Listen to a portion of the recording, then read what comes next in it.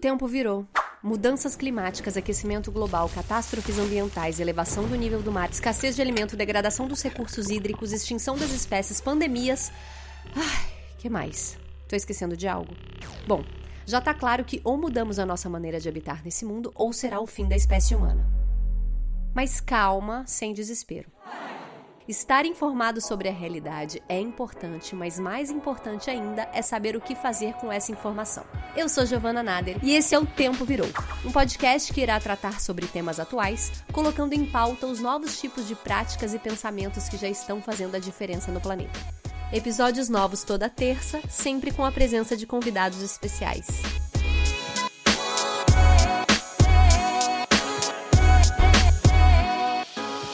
Oi, gente!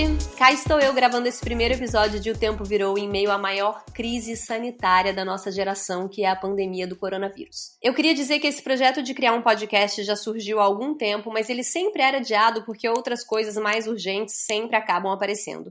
E daí que durante esse isolamento social que estamos vivendo, ele foi finalmente tirado da gaveta. E o objetivo dele é falar sobre temas relacionados à nossa vida e ao meio ambiente. Mas claro que é impossível a gente falar de qualquer outro assunto hoje que não seja coronavírus. Então a intenção do nosso episódio de estreia, e é muita emoção falar isso, é abordar esse assunto de maneira mais ampla, trazendo a saúde mental para a discussão e principalmente de como cuidar dela nesses tempos de pandemia. Como primeira convidada para falar sobre esse tema, eu tenho a honra de receber Vera Iaconelli, psicanalista, mestre e doutora pela USP, diretora do Instituto Gerard de Psicologia Perinatal, colunista da Folha de São Paulo e autora do livro Criar Filhos no Século XXI, lançado pela editora Contexto. Obrigada, Vera, pela presença. Oi, Giovana, obrigada pelo convite. Olha, sou fã do seu trabalho há algum tempo, eu leio todas as suas colunas na Folha e é um prazer muito grande ter você aqui para ajudar nesse momento e nesse tema. E sou fã da sua militância, desse trabalho lindo que você faz, tão importante, né? De cuidar da questão ecológica, dessa consciência. Bacana, Sim, muito legal. Necessários em tempos atuais, né? Gente, muito importante dizer, tá, que a Vera tá na casa dela em tempos de isolamento social. Então a gente tá fazendo essa conversa por telefone e respeitando a regra número 1 de prevenção do corona, que é fique em casa. E Vera, começando aqui, quando eu tive a ideia de falar sobre ansiedade em tempos de caos, eu queria abordar o tema da eco-ansiedade, né, que é aquela ansiedade, um novo tipo de desordem psicológica que surgiu na sociedade moderna e que afeta aqueles que têm ansiedade em relação à crise climática ou que sofreram algum tipo de catástrofe ambiental em algum momento da vida. Eu confesso que eu tenho várias vezes esse tipo de ansiedade, primeiro foram com as queimadas, depois com o petróleo do Nordeste, são coisas que acontecem que me deixam em estado, eu fico paralisada, alguns dias sem conseguir produzir, sem conseguir fazer nada. Mas, diante do que a gente está vivendo, é impossível a gente não falar da pressão psicológica e do estresse causado pelo coronavírus, né? Eu acho importante a gente entender e legitimar esse sentimento. Então, eu queria começar te perguntando se é viagem minha traçar algum paralelo entre esses dois tipos de ansiedade, a eco-ansiedade e a ansiedade do coronavírus, e de que forma essa ansiedade, fruto desse isolamento, do medo e da insegurança, pode atingir tanto o nosso estado físico e psicológico. Nossa, Giovana, a tua pergunta me faz pensar coisas muito interessantes que eu não tinha pensado ainda, né? Quer dizer, a maior catástrofe do planeta Terra são os seres humanos, né? Porque as outras, elas se organizam e o planeta continua existindo e a gente vai criando coisas, talvez, de impossibilidade na vida na Terra, né? Não só nossa, mas dos outros animais, enfim. Curioso porque a gente acaba tendo ali um desastre ecológico também, porque nós estamos privados do nosso espaço, do nosso ocupação do espaço normal. Então tem uma questão ecológica também. Estamos todos em ambientes confinados, a gente não pode circular no mundo como circulava antes, e isso vai mudar provavelmente, com sorte para melhor, eventualmente para pior, a nossa relação com esse espaço, né, com o espaço público, com o espaço onde está a natureza, mas também da urbanização, das nossas relações no espaço público. Então tem um fator ecológico que você me fez pensar agora em outros termos, né? O que fica precioso para quem está confinado? É o espaço no mundo, né? Poder circular, poder estar na natureza, poder estar respirando um ar. A gente está vendo que risco que a gente corre se a gente estragar tudo lá fora, né? É ter que ficar confinado até pela poluição, não só pelo vírus, mas pela questão da poluição, por uma água contaminada. A gente tem aí pela insolação, se a gente não tiver mais camada de ozônio, eu acho que tem aí uma série de questões que que esse vírus pode criar de metáfora do que nos espera se a gente continuar estragando as coisas como a gente vem fazendo, né? Agora, sim, tem a questão da ansiedade e como que a gente responde a ela. A gente responde, não tem uma separação na psicanálise, cada vez mais a gente vê isso na medicina, entre o psiquismo, né, entre a subjetividade e o corpo. Quando a gente está doente, a gente está inteiramente doente. Quando a gente está triste, todas as células estão tristes, né? Então a gente tem diferenças imunológicas muito grandes, dependendo do estado emocional do sujeito. Então a gente vê pessoas que a gente jura que não conseguiriam sobreviver de forma alguma, tendo uma sobrevida a partir de uma garra, de um desejo, de uma libido que circula, né, dessa força vital que a gente tem, e a gente tem pessoas que têm uma super saúde e de repente perecem de coração partido, de sofrimento, de tristeza, de depressão. Então existe uma relação direta, né, entre esses dois aspectos do ser humano, assim como uma doença pode nos baquear emocionalmente. Então a gente está... hoje a questão da saúde mental se mostrou necessidade emergencial, pública, como a gente viu agora nos Estados Unidos, né, com o governador de Nova York chamando os profissionais da saúde mental para participarem dessa luta contra o vírus, porque tem muitos casos graves que vão ter que ser escutados agora, né? Sim, inclusive eu vi que você postou no seu Instagram, né, sobre profissionais da saúde mental se unindo, né, para dar terapia online. O Brasil foi muito rápido, eu fiquei muito orgulhosa, assim, dos psicanalistas e dos psicólogos, psicanalistas, psiquiatras que prontamente responderam com oferta gratuitas de atendimento online, porque a gente tem que lembrar que tem gente que de repente assim, tem um problema com o alcoolismo e frequenta o Alcoólatras Anônimos e não pode frequentar, né? Ou pessoas que têm uma depressão e que vão em terapia e não podem ir, ou pessoas que têm fobias, as doenças continuam e essa situação não ajuda, né? Então, imediatamente, a gente tem riscos de suicídio, a gente tem uma série de questões. É claro que também tem todo um outro lado de coisas legais que podem advir dessa situação e a gente também está recolhendo isso, né? E nós vamos sair dessa situação, não é uma coisa infindável, né? Agora, mas junto com isso tem as pessoas que requerem cuidados, ou pessoas que vinham muito bem e de repente entraram numa bad trip, assim, que vão precisar ser cuidadas agora. Então a gente está tentando dar conta disso também, né? Então, a gente vai sair dessa situação, mas essa situação, né, assim como desastres ambientais, situações de guerra, pandemias, elas tendem a deixar sequelas na população afetada. Você acha que é algum exagero afirmar que esse momento que está acontecendo, vai deixar muitos traumas para serem enfrentados no futuro pela nossa sociedade? Não é exagero, não é exagero. Agora, o trauma, ele é sempre uma experiência excessiva, que dá uma oportunidade e um risco, que dá uma oportunidade de elaborar questões. Ele não é uma coisa que só fica ali e não produz nada. O trauma, ele demanda trabalho psíquico, ele exige que a gente olhe para ele e tente elaborar alguma coisa e sim arranjar soluções melhores que não seja só sintoma e sofrimento. Então nós estamos traumatizados, a gente está sob excesso de estresse e intensidades, mas a elaboração dessa experiência sim pode nos fortalecer.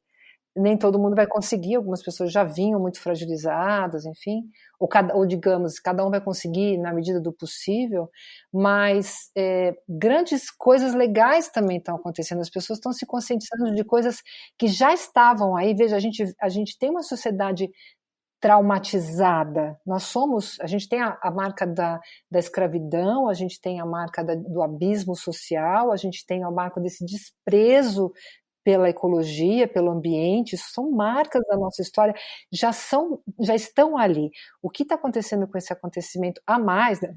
Acontecendo com esse acontecimento, enfim, mas o que está sendo permitido nessa experiência é que a gente até olhe para as outras coisas que estavam adormecidas.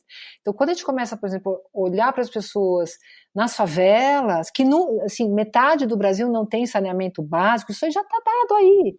Só que essa situação pode descortinar traumas anteriores, você percebe? Quer dizer, situações que a gente vai empurrando com a barriga porque a vida continua, agora a vida está sob ameaça. Essa é a grande chance desse vírus. É tipo assim, bom, agora a gente entendeu que essa conta não fecha, que muita gente vai morrer porque já está morrendo.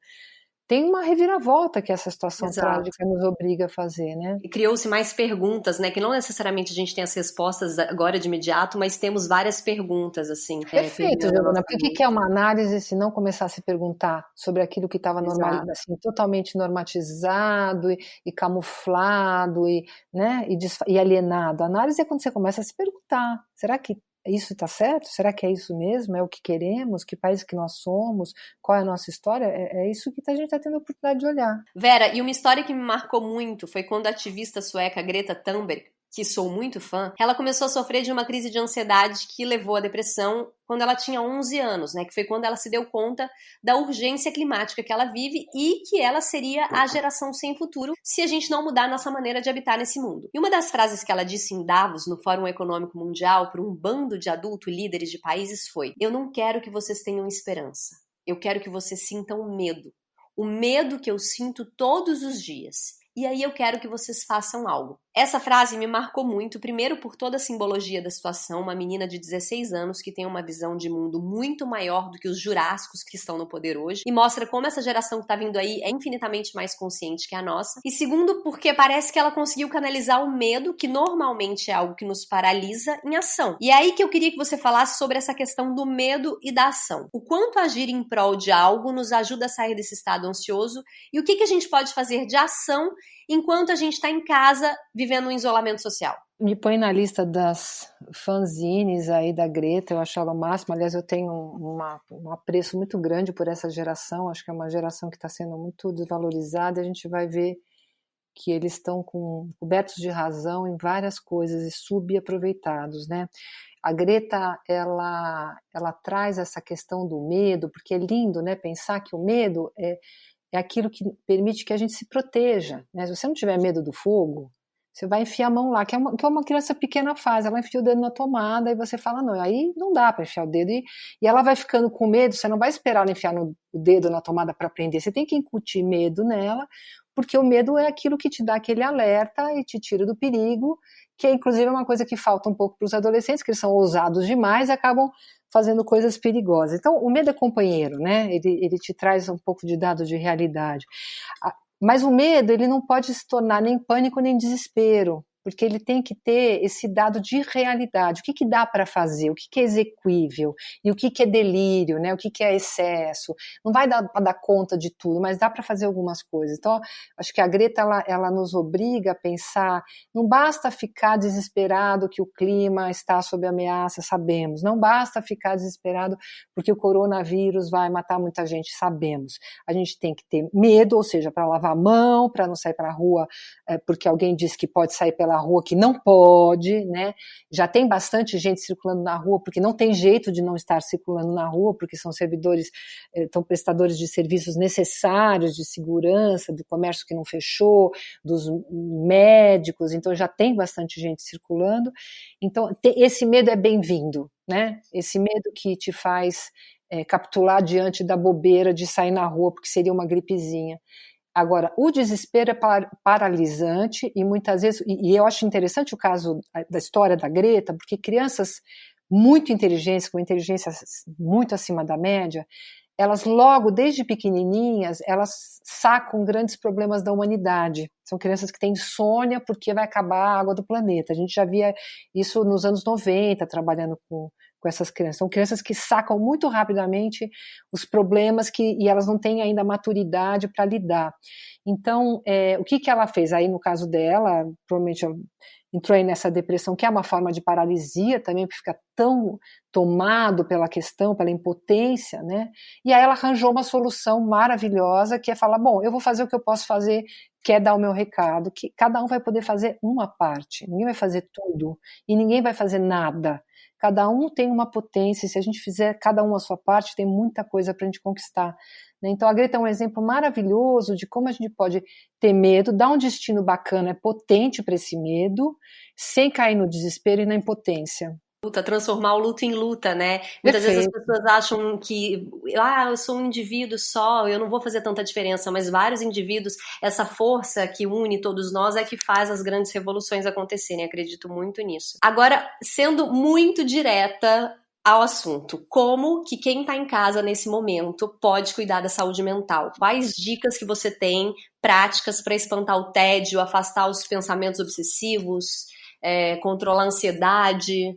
Perfeito. Acho que hoje a gente está assim, buscando prestar um serviço público de saúde, realmente é o caso de pensar mesmo estratégias, tá?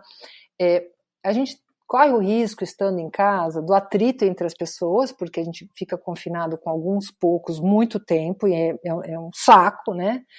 Privado de um mundo lá fora, que tinha coisas ruins, mas também tinha coisas boas, então tem essa falta, e tem esse excesso do outro lado. E aí é muito legal que as pessoas comecem a fazer um arranjo comum de divisão de tarefas, do que cada um espera de si mesmo e o que pode negociar com o outro, ver, não tem gente que não consegue fazer certas coisas, é ótimo em outro, dividir tarefas, reconfigurar as relações familiares, que a gente sabe que nem sempre são muito equânimes, nem sempre são muito justas, então está na hora de cada um dizer o que está apto ou não a fazer e poder negociar, e aí vai da criança de 2 anos, que vai guardar seus brinquedinhos, ou fingir que puxou o lençol da cama, whatever, quer dizer, entrar um pouco na rotina, até não tem idade isso daí. Então a primeira coisa é o certo, fazer aquela DR familiar bacana, combinar como funcionam essas relações, para o atrito não ser mais um agravante aí. Outra coisa, tem que se ocupar. A gente não está num momento assim, deixa rolar, estamos de férias, vamos acordar a hora que a gente quiser e dormir a hora que quiser, porque não são férias. Férias você tem um monte de lazer, de diversão e coisas gostosas para fazer. Isso já passou na primeira semana do coronavírus, todo mundo já percebeu que não está de férias e que é importante colocar uma rotina. Cada um vai pôr a sua própria rotina com o estilão da casa, todo mundo acorda tarde, todo mundo dorme tarde, ok, mas nesse período entre dormir, entre acordar e dormir novamente, tem uma lista de coisas que você tente contemplar as suas necessidades. Então, se alimentar, não ficar só comendo junk food, comer uma comidinha decente, não ficar o tempo todo na televisão, também peneirar um pouco esse tipo de exposição, dormir legal, fazer tarefas da casa, fazer o home office, fazer como chama quando as crianças ficam em casa, homeschooling, fazer tudo o que der para fazer e fazer numa certa ordem, porque este caos ele vai afetando as pessoas ao longo do tempo. Tem uma certa rotina, né? É importante, porque senão você vai entrando num caos, vai começando a se alimentar mal, dormir mal, ficar super exposto à mídia e vai perdendo ali uma certa coisa que nesse tipo de situação a gente precisa, tá? Isso é para a saúde mental. Outra coisa é o contato com as pessoas que estão fora através da ferramenta que a gente só tem hoje, que é a virtualidade. Então, tem zilhares de plataformas, né? Faça encontros sistemáticos com familiares que ficaram isolados também, com amigos, faz sua happy hour, pega sua bebida ali, senta, marca com seus amigos e vai falar. A internet nunca foi tão humana, né? Nossa, a internet sempre teve lado A e B, a gente estava martelando no lado B, que existe. Exato, de um excesso de informação, né? Exatamente, agora está na hora da gente usar o lado A, caramba, não é possível que a gente tenha uma ferramenta tão magnífica e não use nesta hora. Então, agora é a hora de marcar happy hour para falar banalidades, para dar risada, para trocar meme com os amigos, com a família. Fazer lives de yoga, aula de axé, né? O quanto de aula online para mexer o corpo que está tendo por aí. Eu acho que a yoga, eu não fiz uma estatística, mas o pessoal só fala que está fazendo yoga, que está fazendo. É isso mesmo, entendeu? E fazer encontros de trabalho. Eu tenho trabalhado muito, tenho dado muitas aulas online, e eu percebo que quando eu entro na aula, eu esqueço, sabe? Eu entro numa outra, uma sensação potente, produtiva. Aí eu volto para, né, acaba a aula e falo, nossa, peraí, o que está acontecendo no mundo? Aquela sensação de tem gente morrendo. Ok, mas isso já está na conta, a gente já sabe o que vai acontecer, sabemos que essa curva vai crescer muito, a gente tem que estar preparado para isso também. O que me ajudou muito foi tirar esse projeto do papel. Eu vi esse podcast assim, eu vou Você me viu? agarrar a isso como Isso. sabe, tipo, é um projetinho que tava ali, então vamos parir esse filhinho nesse tempo para pelo menos a gente sentir produtivo de alguma maneira, né? As pessoas também podem começar a tirar projeto do papel que estava parado há muito tempo. É uma ótima oportunidade, né? E aí você também traz um dos fatores que ajuda a manter a saúde mental, porque a gente dentro de casa pode ficar se sentindo muito impotente, né? Por exemplo, eu não sou médica, eu não vou lá entubar criança, adulto, não vou salvar vidas deste jeito, né? Nem jornalistas não farão isso também, enfim, cada um vai ser. Você sente, puxa, como eu gostaria de poder fazer mais. Bom, tem muita coisa para fazer, sabe? Seja no sentido de transmitir informação, seja no sentido de ouvir os outros, seja no sentido de bater panela, entendeu? Tem muita coisa para a gente fazer. Bom, quem está dando aula de yoga está ajudando aquelas pessoas, entendeu? O teu podcast vai ajudar um monte de gente. Isso é importante, a gente tem que se sentir. Você vai doar álcool gel, não sei para onde. Isso também traz saúde mental. Essa é uma ação que se pode fazer dentro de casa, né? Totalmente. Ação é isso, ajudar quem está precisando nesse momento. Tem uma série de movimentos sociais que estão precisando arrecadar dinheiro, divulgação.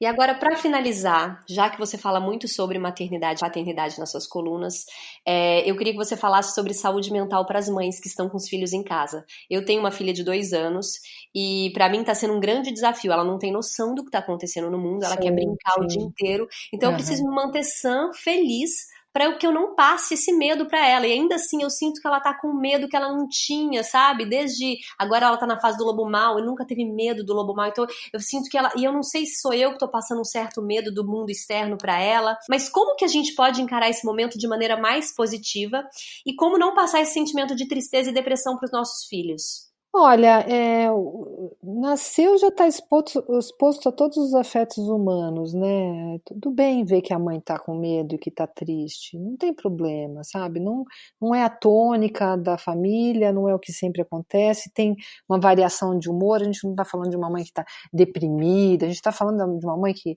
está aí assoberbada, enfim, eu acho que a gente também não precisa fazer esse semblante o tempo todo para a criança de que a gente está bem, né? Mais importante é mostrar para a criança como é que a gente lida com o que não está bom, né? A gente fica prostrado o dia inteiro na cama, a gente enche a cara, o que a gente faz? Então, a gente não tô bem, mas a mamãe está aqui arranjando um jeito de se sentir bem, enfim, eu acho que tem coisas que a criança pode viver, porque às vezes acontecem coisas muito trágicas na nossa vida e não dá para a gente não chorar, por exemplo, né?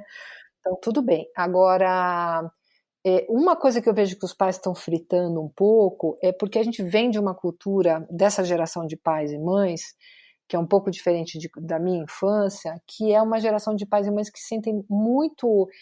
Eu vou dividir essa resposta, tá? Eles se sentem muito obrigados a entreter as crianças, como se as crianças pudessem morrer de tédio.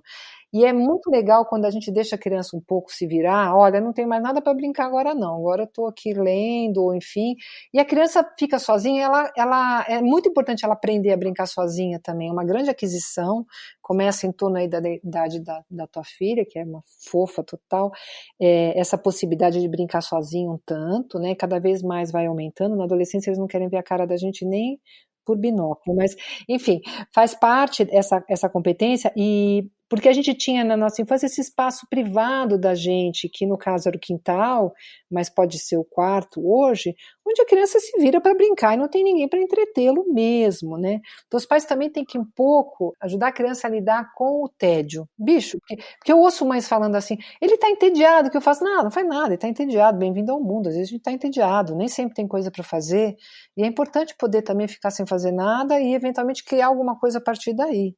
Então, é uma geração de pais e mães muito preocupada em ocupar os filhos. A gente tem que tomar bastante cuidado com isso, porque as crianças ficam muito... os pais viram GOs, né? Gentis organizadores, o tempo todo ali. Não, bicho, menos. Deixa cair a bola. Eles têm muito mundo interno, eles têm muita brincadeira interna. Tem um estudo que mostra que a presença dos pais na brincadeira atrapalha. A criança fica muito menos tempo na brincadeira quando tem um adulto por perto do que quando ela está sozinha. Tá? Isso é estudo.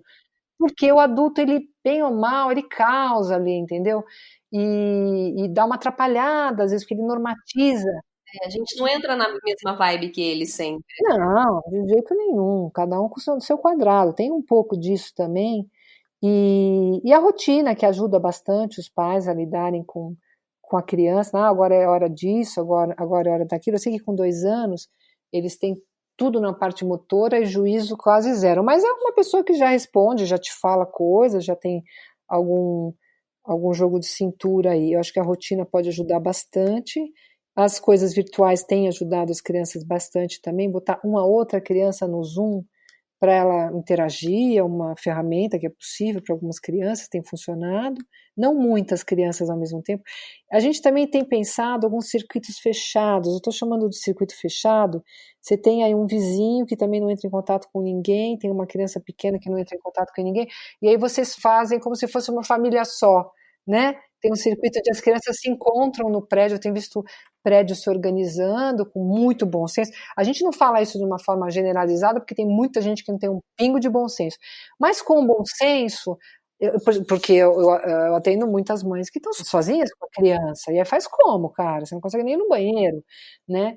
Então, aí tem uma outra que também tá, e aí as crianças descem e brincam um pouquinho, as mães tomam um vinho e conversam um pouco, e depois volta cada um pro seu, sem botar a mão em nada, porque são pessoas que o grande risco delas não é nem tanto pegar, é transmitir. Então, aí entra a questão do bom senso, da comunidade, do grupo ali, do prédio, do bairro, da rua, enfim, de tentar negociar uma certa circulação inteligente, racional, que não é aquela que o presidente está propondo. É uma circulação de gente que entende o que está se passando, o que é o risco de quem é vulnerável para pegar e o que é o risco do transmissor, né? Crianças são transmissores, adultos são transmissores, jovens são transmissores. Então, com racionalidade, a gente consegue uma negociação melhor. Ótimo, nossa, ótima dica para mim. Vera, muito obrigada. Querida, foi eu que muito agradeço. Esclarecedor ter você aqui. Bom, é isso, gente. A gente fica por aqui. Leiam o livro e as colunas da Vera. A gente precisa se informar em boas fontes. Nada melhor do que acompanhar aqueles que se dedicam a vida a estudar sobre o assunto, né? E esse é o primeiro podcast. Espero que vocês tenham gostado. Divulguem para todo mundo. Ajuda a gente a disseminar esse assunto para aquela pessoa que pode se interessar e para aquela também que ainda não acredita em mudanças climáticas. Eu prometo trazer aqui de uma maneira muito acolhedora esses assuntos. Se cuidem bem da cabecinha de vocês nesse momento. Eu sei que não é fácil, mas juntos somos mais fortes e até semana que vem.